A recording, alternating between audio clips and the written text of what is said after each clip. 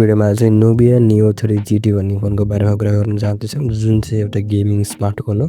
जसमा तपाईले एकदमै राम्रो खालको परफर्मेन्सहरु र तपाईले चाहिँ यसमा चाहिँ 8GB लाइटहरु पनि पाउन सक्नुहुन्छ एकदमै ठुलो ब्याट्री छ सो यो फोनले चाहिँ गेमिङमा कस्तो परफर्मेन्स दिन्छ कति भ्यालु प्रोवाइड गर्छ भनेर चाहिँ आजको भिडियोमा हामी चाहिँ कुरा गर्न चाहन्छौं सो यदि तपाईहरु चाहिँ नेपालमा चाहिँ एउटा राम्रो खालको बजेट गेमिङ स्मार्टफोन किन्न चाहनुहुन्छ भने चाहिँ भिडियोलाई लास्टसम्म हेर्नु होला आजको भिडियोमा चाहिँ हामीले चाहिँ Nubia Neo 3 GT भन्ने फोनको बारेमा कम्प्लिटली एकदमै राम्रोसँग कुरा गर्न चाहन्छौं सो भिडियोलाई लास्टसम्म हेर्नु होला फोनको बक्स खोल्दाखेरि चाहिँ तपाईले चाहिँ सुरुमा चाहिँ फोन देख्न पाउनुहुन्छ त्यसपछि 80 वाटको फास्ट चार्जर छ र तपाईले चाहिँ USB-C केबल पाउन सक्नुहुन्छ र तपाईले चाहिँ सिम इन्जेक्ट टुल पनि पाउन सक्नुहुन्छ प्लस तपाईले चाहिँ डकुमेन्टेसन पनि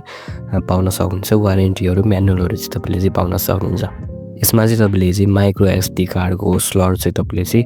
पाउनु हुँदैन अब डिजाइन र बिल्ड क्वालिटीको कुरा गर्नु पर्दा डिजाइन चाहिँ अलिकति साइबर पंक टाइपको छ हैन यसमा चाहिँ तपाईले चाहिँ ट्रिगरहरु पाउन सक्नुहुन्छ customize mini LED RGB light छ पछाडीपट्टि अनि तपाईले चाहिँ येलो र ग्रे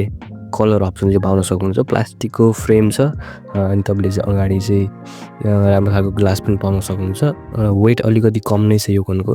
अनि डिस्प्ले फिंगरप्रिन्ट सेन्सर पनि तपाईले चाहिँ पाउन सक्नुहुन्छ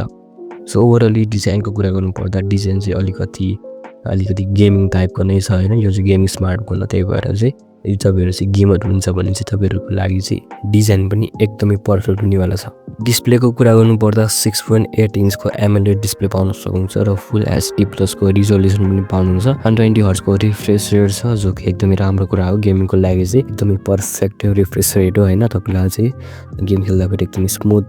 तपाईले चाहिँ डिस्प्ले पाउन सक्नुहुन्छ हैन गेम गर्दा फेरि गेमिङ खेल्दा फेरि तपाईको गेमिङ पनि एकदमै इम्प्रुभ हुन्छ डिस्प्ले चाहिँ एकदमै स्मुथ चाहिँ तपाईलाई फिल हुन्छ र यसमा चाहिँ तपाईले चाहिँ 1300 निट्सम्म चाहिँ ब्राइटनेस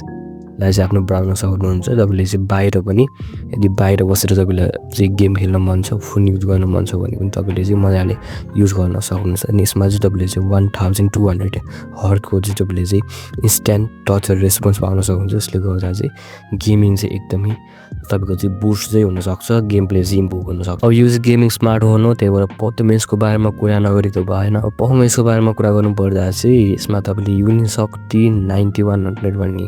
प्रोसेसर चिपसेट पाउन सक्नुहुन्छ अनि यसमा चाहिँ तपाईले चाहिँ 12GB RAM र 256GB स्टोरेज क्यापेसिटी चाहिँ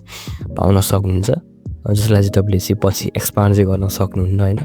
यसमा चाहिँ तपाईले चाहिँ एन्ड्रोइड 15 मा चाहिँ तपाईको यो फोन रन हुन्छ भने तपाईले MyOS 15 पनि यसमा चाहिँ पाउन सक्नुहुन्छ र यसमा चाहिँ सबैभन्दा इम्पोर्टेन्ट कुरा चाहिँ तपाईले चाहिँ एउटा कुलिङ च्याम्पर कुलिङ सिस्टम पनि पाउन सक्नुहुन्छ जसले गर्दा यदि तपाईहरु चाहिँ एकदमै लामो समयसम्म गेमिङ गर्न चाहनुहुन्छ भने चाहिँ एकदमै मजाले गर्न सक्नुहुन्छ तपाईको फोनको टेम्परेचर चाहिँ एकदमै मेन्टेन चाहिँ यसले गर्छ यसमा चाहिँ तपाईले बाइपास चार्जिङ पनि पाउनुहुन्छ जसको मतलब चाहिँ तपाईले चाहिँ फोनलाई चाहिँ चार्जमा लगाएर गेम खेल्न पनि सक्नुहुन्छ जो कि एकदमै राम्रो कुरा हो हैन गेम खेल्दा चाहिँ चार्जको एकदमै प्रब्लमहरु फेस गर्नुपर्छ प्लस तपाईले चाहिँ हिटिङको नि प्रब्लम फेस गर्नुपर्छ सो दुईटै कुराको सोलुसन चाहिँ तपाईले चाहिँ यो फोनमा पाउन सक्नुहुन्छ यसमा चाहिँ तपाईले चाहिँ AI गेम स्पेस 3.0 भन्ने अप्सन पाउन सक्नुहुन्छ जसले गर्दा अलिकति तपाईको गेमिङ परफर्मेन्स चाहिँ अलिकति बुस्ट हुन्छ स्पिकरहरुको कुरा गर्नु पर्दा पनि स्पिकर एकदमै राम्रो छ हैन अब गेमिङ गर्दा फेरि गनको साउन्डहरु यताउता रिलोडहरु हैन एनिमी आको पुट स्टेपहरु सबै कुरा चाहिँ तपाईले चाहिँ एकदमै राम्रोसँग चाहिँ यसमा पाउन सक्नुहुन्छ अब यो चाहिँ गेमिङ स्मार्टफोन हो तर यसमा क्यामेरा पनि तपाईले चाहिँ पाउन सक्नुहुन्छ हैन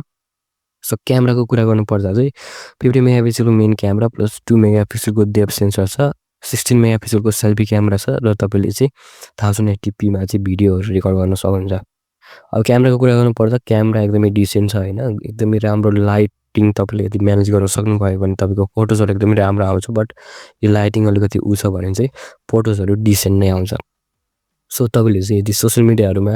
फोटोजहरु अपलोड गर्नु छ भने पनि तपाईलाई चाहिँ खासै त्यस्तो समस्या हुन्न क्यामेरा चाहिँ खासै त्यस्तो राम्रो भन्नु मिल्दैन बट त्यस्तो नराम्रो पनि भन्नु मिल्दैन क्यामेरा चाहिँ डिसेन्ट नै छ अब ब्याट्रीको कुरा गर्नु पर्दा 6000 mAh को ब्याट्री छ 80 वाट को वाइड फास्ट चार्जिङ तपाईले सपोर्ट पाउन सक्नुहुन्छ त्यसपछि तपाईले चाहिँ बाइपास चार्जिङ पनि पाउन सक्नुहुन्छ जसले गर्दा यति चार्जमा लगाएर पनि तपाईले गेम खेल्न सक्नुहुन्छ जसमा चाहिँ तपाईको चाहिँ फोन एकदमै हिट हुने समस्या चाहिँ आउँछ हैन तर यसमा चाहिँ त्यस्तो चिन्ता गर्न चाहिँ पर्दैन तपाईले चाहिँ कुलिङ सिस्टम पनि पाउन सक्नुहुन्छ